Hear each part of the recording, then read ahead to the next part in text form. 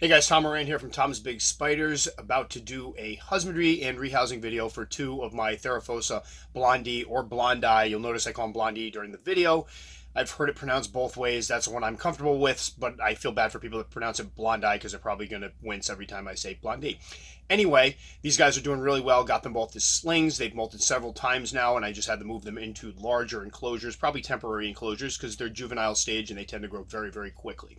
So without any more further ado, let's get on to the actual rehousing and the spiders. All right, Tom and Bill here from Tom's Big Spiders, about to rehouse one that a lot of people have been asking me about, Theraphosa Blondi or the Goliath Birdeater. I've actually kept Theraphosa sturmi before. Very, very similar species. The Blondi are known to be a bit more moisture dependent. And the nice thing is there's been a lot more of them in the hobby lately. So just to give some background of what I got these guys as slings, there's two of them we're going to be doing today. And this is actually a pumpkin patch, just to let you guys know, but I kept it in one of these containers as a sling. It outgrew this one fairly quickly. And these I got from Tanya at Fear Not, which is where I also got these spiders from.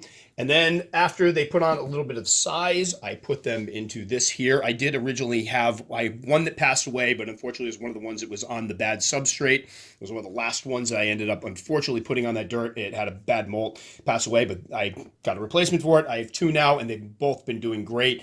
Now, one thing that isn't mentioned about these guys, and one of the things I think that does make them more advanced species, is the fact they are super fast and super skittish as slings. I don't see it mentioned a whole lot, but I've literally had this one here when it was a sling. I went to put a cricket in, and it grabbed the cricket off of the tongs and then jetted in there in like a blink of an eye. They move super fast. So what we're going to try to do is pull off this piece of cork bark, get it into a catch cup, get it in here, and hopefully get some good footage. You will notice I am wearing gloves. The hairs on these guys are wretched. Experience has taught me somebody's going to come on here and say that they handle theirs and diddle it and it hairs them all the time and they have no problem with it. Some people are more sensitive than others. If you like having itchy, burning hands, that's good for you. I don't necessarily think that makes you brave. I think there's a word for that, idiot. And basically, I don't want to mess around with them. I went to move a water dish the other day with just my fingers, got some on the tip of my fingers, and they bother me. And one thing that needs to be said about the urticating hairs of New World species is that people become less and less resistant to them the more they get exposed. And I have heard of people that had to get rid of all the New Worlds in their collection because they can no longer stand to be even in a room with the hair. So that's something to be mentioned. So again, if somebody chimes in the comments, says that they love to pick them up, the hairs don't bother them, great, that's awesome. They bother me. I worked in fiberglass for years. I don't like the feeling of itchy and burniness on my fingers, so I'm not going to do it. Notice here also, I switched over to using cocoa fiber. The substrate I use for these guys is a mixture of cocoa fiber and vermiculite, and unfortunately, with the cocoa fiber, I get that nasty fungusy stuff that I absolutely loathe. So that's the other reason we're getting this one out of here, besides the fact that she's getting big. So let's see if this is going to be not a lot of fun.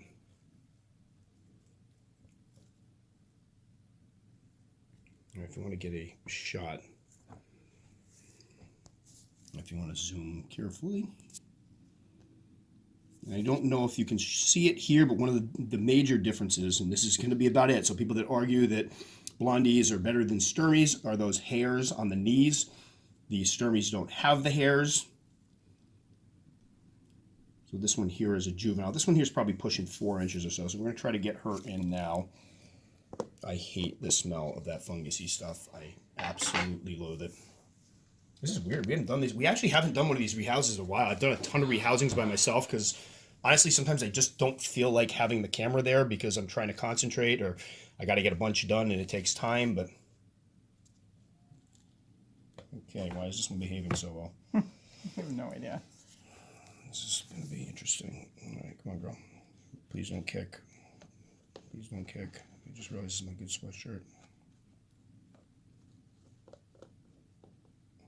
What the? No, there we go. Oh, there's a good. I don't know if. Don't get haired, but it's a good shot. Very gangly, very fast, very skittish. Again, they will kick hairs. The hairs are nasty. These are usually considered, Theraphosa hairs are usually considered to be some of the worst of any species in the hobby. I can tell you I'm not particularly sensitive to urticating hairs, but these guys' hairs really bother me. I hate the fact that I'm probably going to bring some spores in, but easy. Oh, there we go. So what we're going to try to do here is lift the cup. We'll get some pictures of it, and I'll talk a little bit about what I got. Now, this setup is rather Spartan. These are ones I plan on. This is one of the species I want to do a bioactive enclosure with. I'm really kind of, thinking about making some changes and doing some of the more fancy enclosures for some of these guys. And this would be a species that'd be cool to do one with. But for the time being, I want to make sure that it's got the right conditions to thrive, continue growing. So what we have here is a mixture of vermiculite and cocoa fiber. I've got some of the moss around here.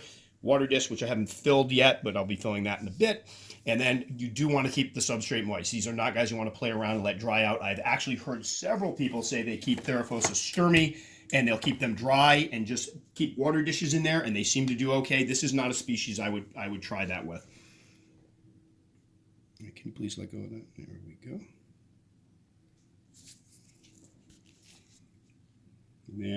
This was supposed to be a female. This was a sex female that we're keeping an eye on, though, and I haven't been able to get a good molt from her yet. So hopefully she does shoot. One of the things they do is they lose a lot of liquid, and I think that's what happened to I lost my female sturmy. She was her molt after molt. She was over 9 inches, and unfortunately she drank everything afterwards. But the molts seem to be what do these guys in when they get bigger, which stinks, especially because most species, when you have slings, that's the stage you're going to have trouble with them. It seems like the Theraphosa, they're big ones, and if the conditions aren't right, there could be issues. So there she is, as Billy startles us both by knocking over the thing. We both kind of jumped there.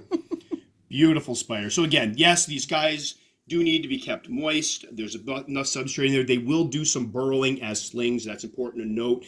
And a lot of them will burrow when they're ready to go into pre-molt. I even had a male skirmy that was about, about 8 inches, and he burrowed and stayed out for months. So we'll see if the blondies do the same type of thing. But so far, they've been acting very, very much like the skirmies. Gorgeous spiders. Get very, very big. Can't wait to grow these ones up. Now, this one will probably be in here for a couple molts until it outgrows it, and then we'll start looking into something pretty to put it in, because they are big, gorgeous spiders. But again, for people out there that are afraid to take on, I'll keep this open, I'm going to talk a little bit longer, are afraid to take on the blondies and still want one, the burgundy Goliath Birdeater or the Theraphosa sturmi, they're not much different. They're mistaken for each other all the time. They look so similar that most people can't tell them apart. So if you get a sturmi, it's not like you don't have a quote-unquote real Goliath Birdeater. That one kind of drives me nuts, where people will go on a video or something with a sturmi and go, yeah, well, too bad you don't have the real one. The Goliath Birdeater is so much bigger. It's not. They're very similar. Now, as far as feeding goes, as slings, they were taking down small crickets and roaches, no problem. They are voracious eaters. You do want to keep them well fed. I've heard people say that if you don't feed them constantly, they get stressed and die. That seems to be a myth that's going around. I don't know. I haven't tried it myself, nor do I plan to. I know with the sturmies, a lot of the ones that originally came in were wild-caught specimens that were quite thin, and they obviously would come back, pluck back up and be fine. I'm guessing it would probably be the same thing with these, but they do need to eat a lot. This one now is taking down large crickets, and basically I put a large dubia in there the other day. I took it down, no problem. So they're eating machines. They eat a lot. They'll eat prey that is sometimes larger than them, and they take it down with ferocity. So there we go. Theraphosa Blondi. Beautiful spider. We're going to put this one on. We might go ahead and record the second one to see if we have some extra footage, although I think I covered just about everything in here. Oh, just real quick, temperatures, they're kept the same as everybody else. I've heard people say you got to keep heat mats in there and everything. I've never had an issue with that. This one's on a shelf that right now is about 78 degrees or so, and sometimes drops down to about 74, so that's fine. There we go. Theraphosa Blondi, Goliath Birdeater.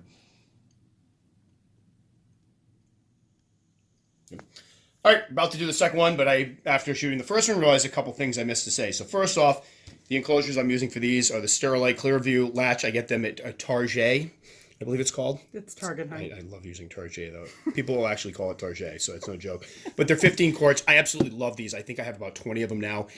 They're clear overall. It's, of course, got that Sterilite milkiness as my receipt bebops around on the inside. There's a little bit of milkiness, but they're great for like medium size, some of the larger tarantulas. You can fit enough substrate in there to keep things moist. I have a bunch of my Phormictopus species in there, and I'll be moving some more of them in there. They're stackable.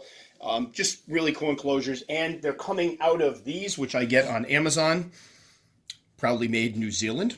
But the Systema, I get these, I think they're like $7 each, but I like them. Again, they're clear pretty much all around. It's a little extra milky right now because I just brought this out of my freezing cold car and brought it in, so we're getting some condensation there. But they look really nice. They stack up beautifully. I have a shelf with a bunch of these on it. It just looks really nice. Great for some of the juvenile size tarantulas. So there we go with those, just so that way people, and I'll put links in the comment section because I always forget to put links, and then people ask me, could you please give me a link? And then sometimes I send the wrong links, and bleh. And this will be getting a water dish. I'm going to be boiling. I have a water dish that I'm going to be boiling in a minute. They'll be going right in there. Oh, you little booger. Oh, sorry, buddy. Quick shot of this young lady in here. I switch over. This is the one that's a little bit flat. Yeah, there we go.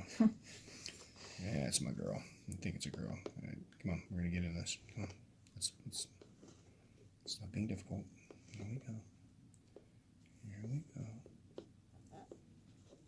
No. If you're gonna go in the cup, not out of the cup. Oh crud. Yeah, there we go. This is more what I was expecting. No kicking yet, though.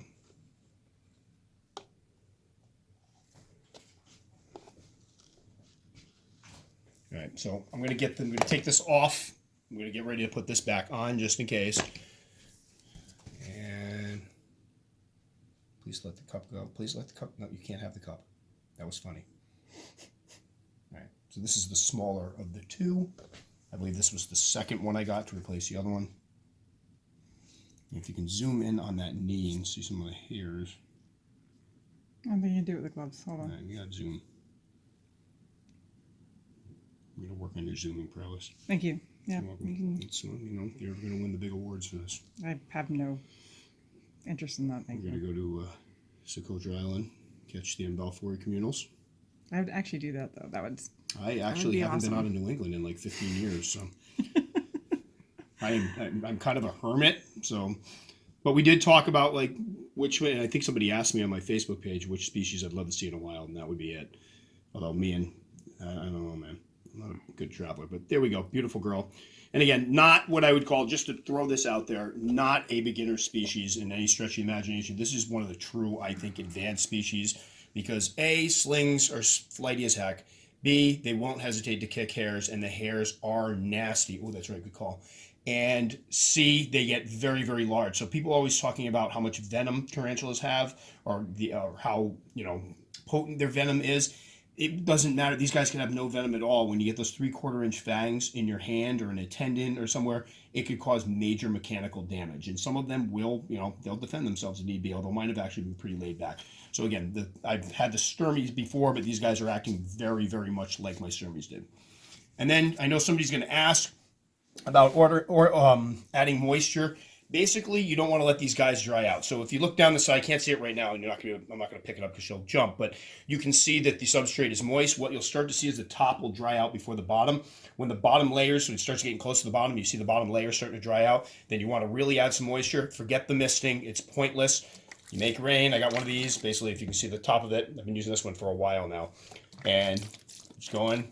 Really soak it down. If you see, it sinks right in. This is a combination of vermiculite and cocoa fiber, lots more, probably closer to 60-40, 60 cocoa fiber, 40 vermiculite, because I really like the vermiculite because it really absorbs the water and holds it in so it doesn't puddle up on top. That'll percolate down through the bottom and stay nice and moist for it, and it'll be able to dig and burrow a little bit in here and find that moisture level it needs. So there, I think between the two of these, I've covered all of it. Theraphosa, Sturmy, no, Blondi. Oh, crud. I almost messed that one up. They're almost exactly the same. Somebody's going to get mad at me, but they really are very similar. There we go. Beautiful girl. And hopefully we'll be able to get right after we do this, we'll get a photo for the thumbnail.